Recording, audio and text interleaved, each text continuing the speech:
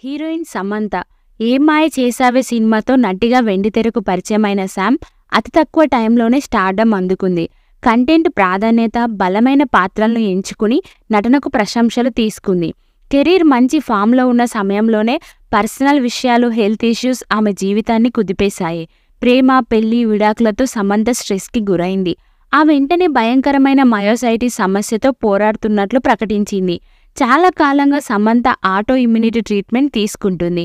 Myositis నుంచి కాస్త కోలుకున్న వెంటనే శాకుంతలం, యశోద, ఖుషి చిత్రాలను కంప్లీట్ చేసింది. ఇక ఆ తర్వాత సినిమాలకు బ్రేక్ ఇచ్చింది సమంత.